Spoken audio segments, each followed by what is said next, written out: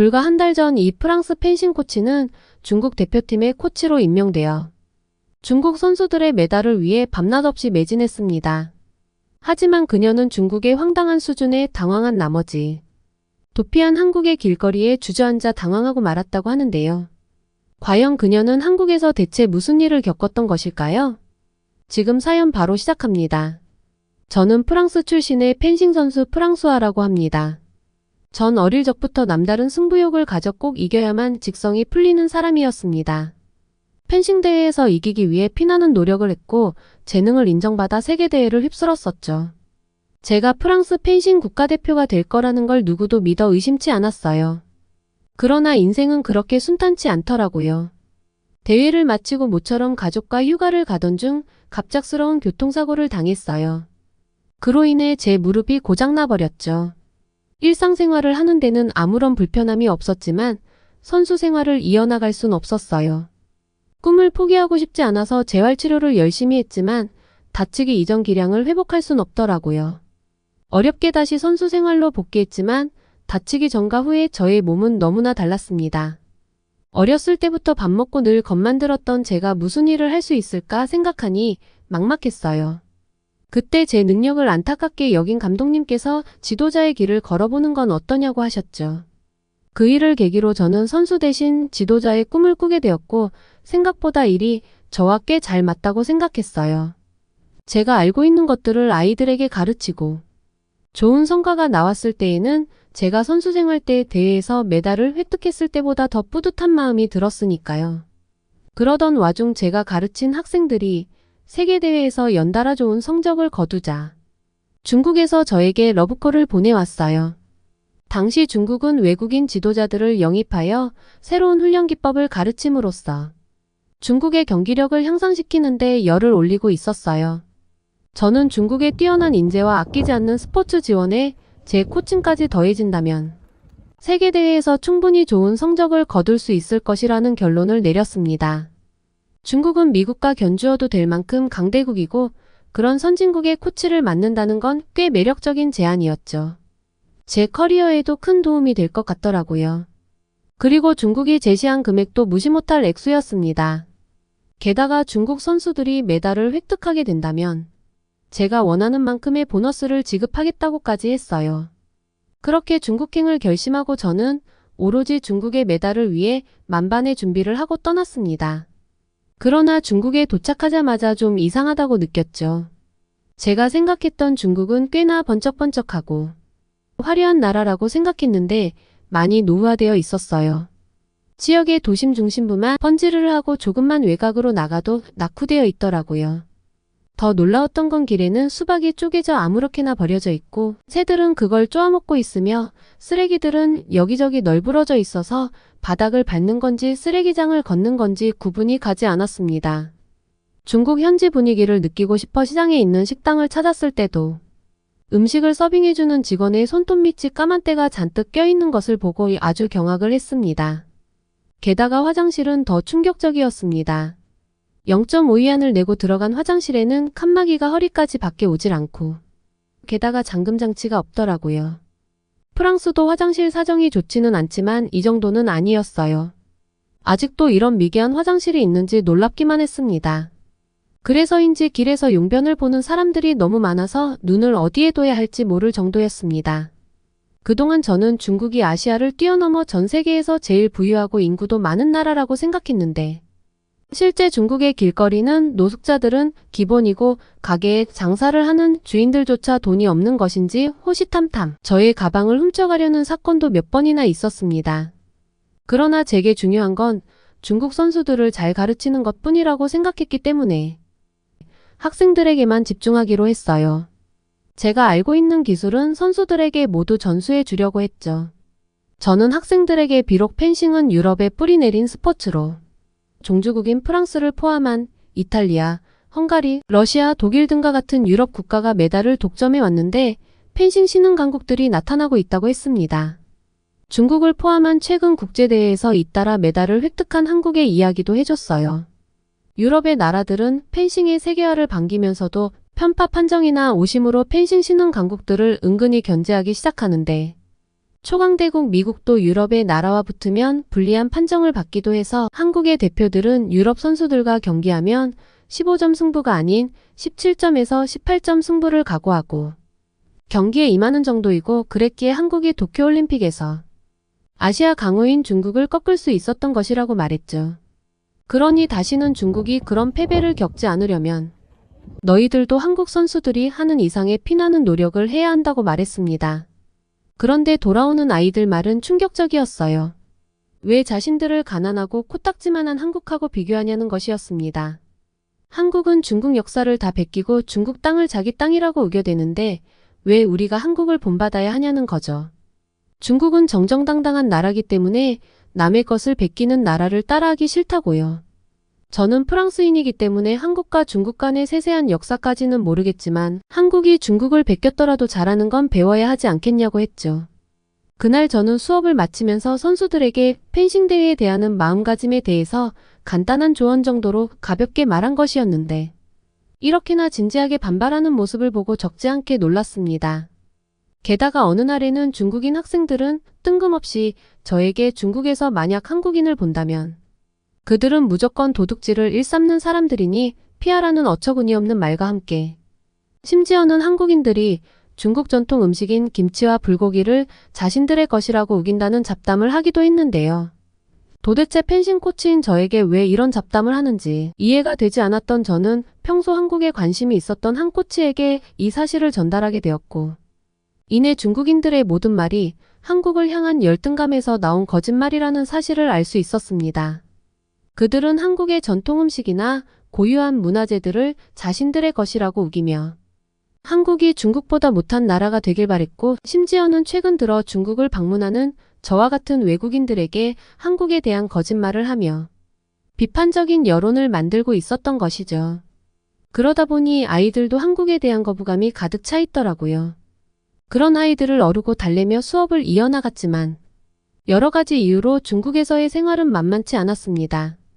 아무래도 제가 학생들을 가르치다 보니 부모와 소통하는 경우가 굉장히 많은데요. 그런데 중국 부모님들은 앞뒤 따지지 않고 무조건 다른 아이들보다 자기 아이를 더 특별하게 대해 주길 바라는 사람들이 많더라고요. 다른 아이 칭찬하는 걸 참을 수 없어 하고, 더군다나 수업 중 아이에게 조금이라도 혼을 내면 바로 전화해서 따지기도 했습니다. 게다가 다른 학생이 눈에 띄게 실력이 좋아진 것을 보고는 왜 우리 아이는 그만큼의 실력이 안 나오냐고 윽박지르기 일쑤였어요. 또 괴로웠던 건 질서의 개념도 없는 아이들을 가르치는 게 너무 힘들더라고요. 이건 대부분의 중국인들에게 해당하는 것 같은데 중국에는 새치기를 하는 사람이 왜 그렇게 많은지 너무 궁금합니다. 심지어 그걸 단속하거나 제지하는 사람도 없고 마치 새치기 안 하면 손해인 것처럼 너나 나나 할 것 없이 틈만 나면 끼어드는 겁니다. 아주 이상한 질서 의식을 가졌더라고요. 그러니 그런 모습을 보고 자란 아이들에게 질서를 가르치는 건 거의 불가능해 보였고, 저는 펜싱을 가르치러 온 사람이지 질서를 가르치러 온 사람이 아니잖아요. 그런데 이건 펜싱 코치인지 예절 코치인지 모르겠더라고요.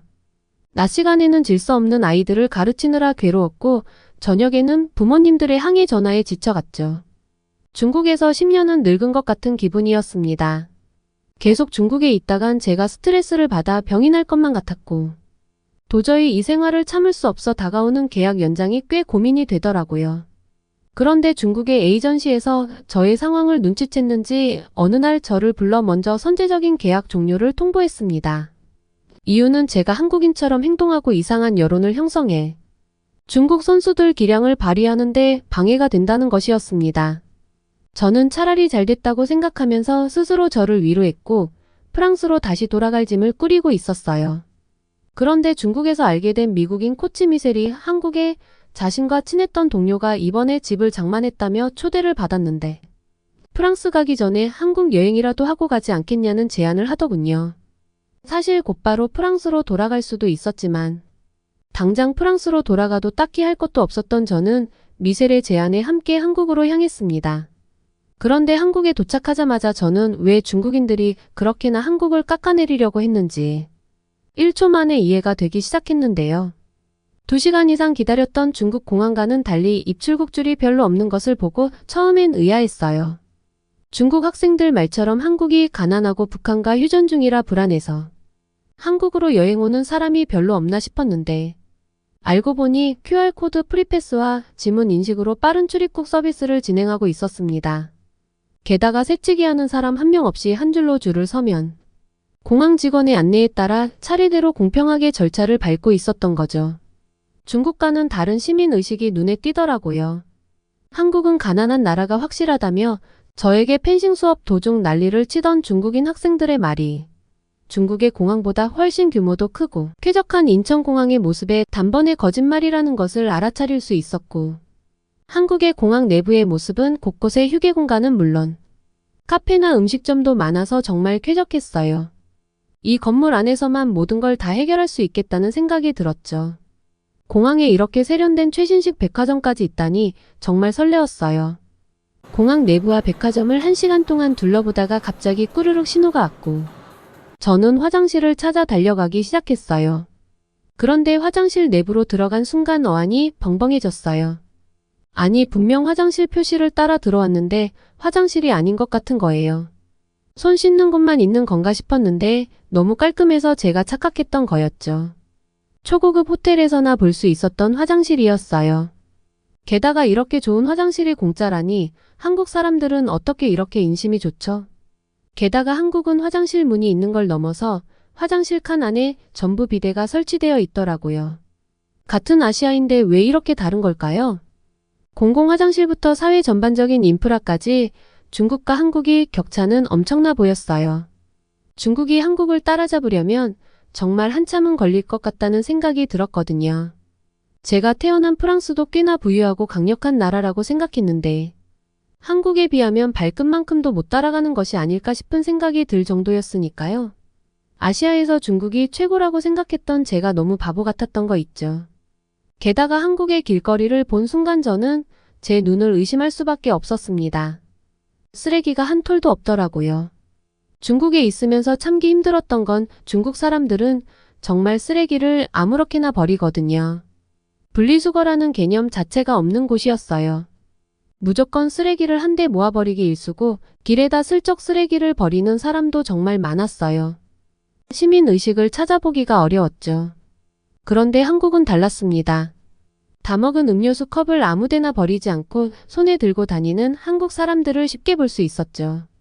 그리고 배고픔을 달래고자 들어간 한국 식당은 음식도 깨끗하고 정갈한 데다 서빙을 하는 직원들의 옷차림도 말쑥했습니다.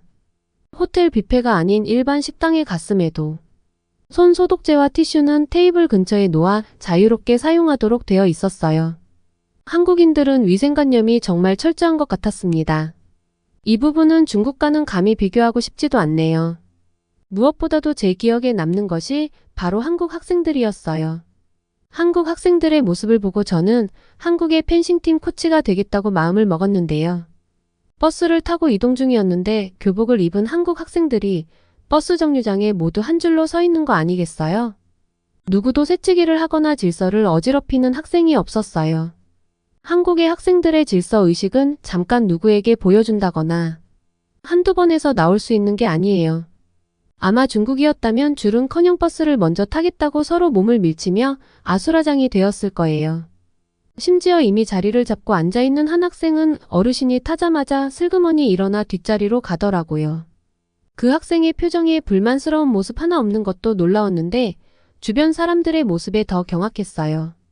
모두 다 그 모습을 당연하다고 여겼고 빈자리가 있음에도 어르신을 위해 누구 하나 앉지 않더라고요. 프랑스에서는 나이 많은 사람에 대해 어느 정도 존중을 표현하긴 하지만 자리를 비켜준다거나 하지는 않아요. 중국이었다면 애초에 자리가 남질 않았겠죠. 어르신을 위해 자리를 비켜주는 한국 학생의 따스한 모습에 정말 감동스러웠습니다. 그런 한국 학생들의 모습을 보면서 한국에서 코치 생활을 하면 얼마나 행복할까 싶었어요.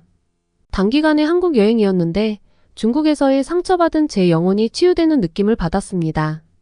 그렇게 우연히 온 한국에 완전히 빠져버린 저는 한국에서 펜싱 코치로 일할 수 있는 자리를 알아보았고 현재는 한국에서의 삶을 계속 살아가고 있습니다.